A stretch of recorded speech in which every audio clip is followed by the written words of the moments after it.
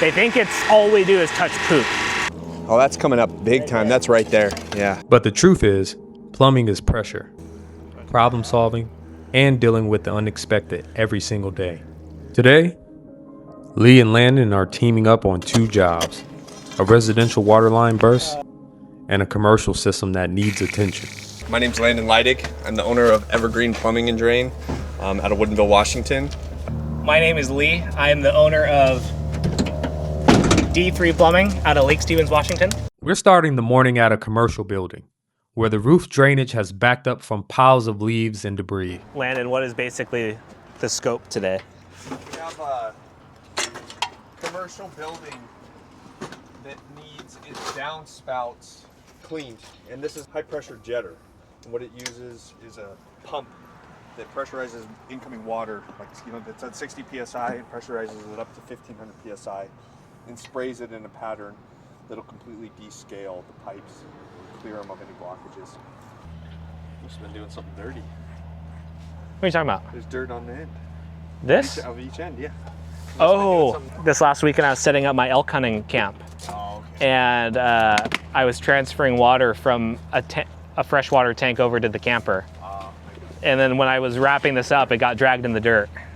It's hunting season now, so we're a lot of the stuff from the van's getting used elsewhere. Yeah, we just had a baby 2 months ago. Oh wow, congrats. And hunting season, and start having your own business, you get to really control your own schedule, which is, one of those quality of life things.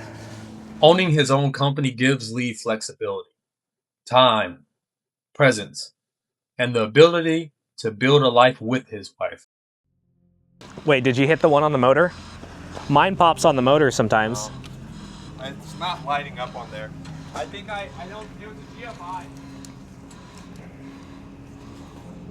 What do you think is some of the biggest misconceptions that the public has about plumbing?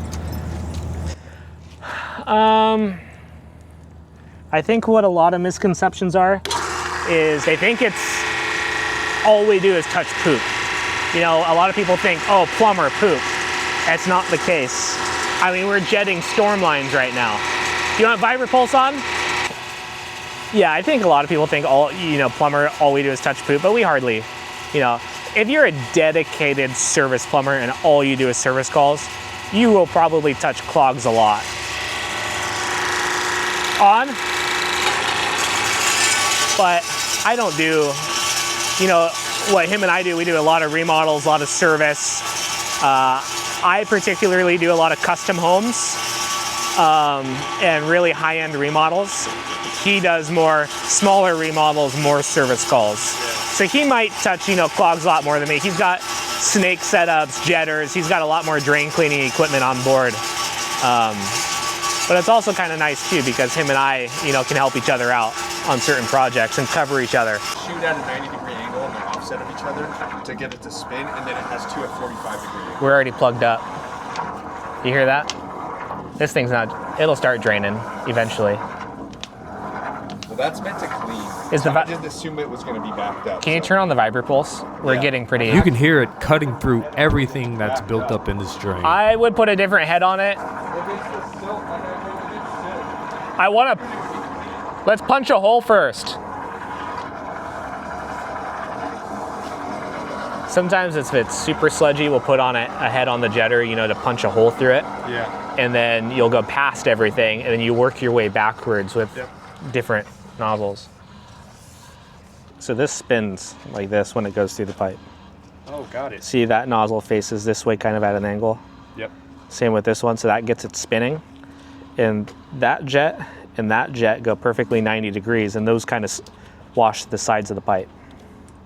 So a head like this, it's not going to have as much pulling force, and there's no forward-facing jet on it, so it's not going to, this is kind of blunt, so if you have a bunch of stuff in there, this might just sit there and keep hitting it. So we're going to put a different head on it that faces more forward, and it will kind of drill a hole, essentially. These are all the jetter nozzles.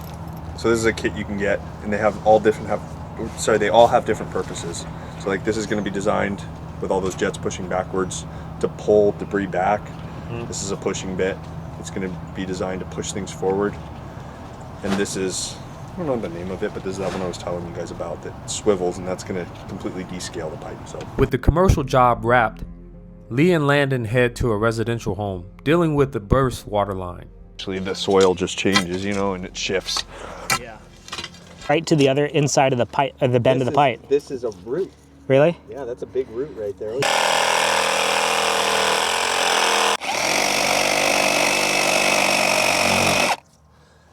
Cut right through.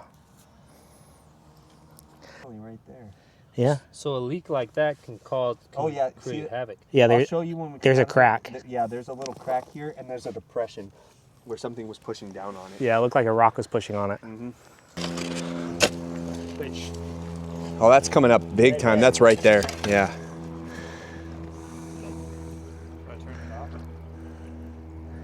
It's a big rock. It doesn't feel like we're deep enough. That's a big rock right there. A new thing in there with the root there, yeah. The trade. If Yeah. we tell you, then next time you'll be down there. And then I'll have to do the work and get all the money for it. Your husband already said he was going to send you out here. Oh, yeah, I'm sure he did. That little spot right there. All the hard work paid off. We finally found the exact spot that was leaking. But this job was nothing compared to what Lee shared with me next. So I had this client who's been a client of mine for a really long time, and her husband calls me and says, "Hey, we keep running out of hot water. We don't know what's going on. It seems like it's like lukewarm." So I go up there and I'm looking around, and he's like, "We're going through 500 gallons of propane like every other month, every 3 months." I'm like, "That's crazy. Let's check for a gas leak."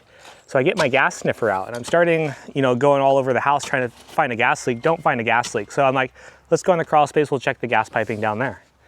And I pop open the hatch to the crawl space, and you just get hit instantly with heat, humidity, moisture. It was pretty crazy. And I get into the crawl space with my light, and it looks like it's just raining. So I go shut off the water, get back in there. And what we found was mice have been eating the water lines through the whole crawl space, and primarily under the master bedroom. And this is kind of crazy because over the previous year or so, the wife was having some breathing issues, getting really sick, couldn't figure out what it was, multiple doctor's appointments. And what we ended up finding is, the restoration company came in, did some tests, pulled everything out of the crawl space, put some dehumidifiers in there. There was just black mold everywhere under the crawl space, but primarily it was underneath the master bedroom where she spent a lot of time. So this client has been breathing in black mold for, whoever knows how long. And we got in there, fixed everything, patched everything up. We went through and put wire mesh over all the water lines so that it can't happen again. And over time, she was actually feeling a lot healthier and breathing better after all the mold was, taken out. When you zoom out from stories like this, a pattern starts to emerge.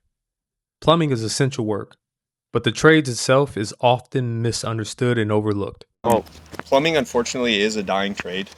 Lee sees it all the time. I mean, as a business owner, it's very hard to find good, competent, capable help. The trades are looked down on like you're uneducated, you're worthless, you're addicted to drugs. That's not always the case. It doesn't necessarily have to be who you are, right? Like we were just talking about, I have a life outside of plumbing.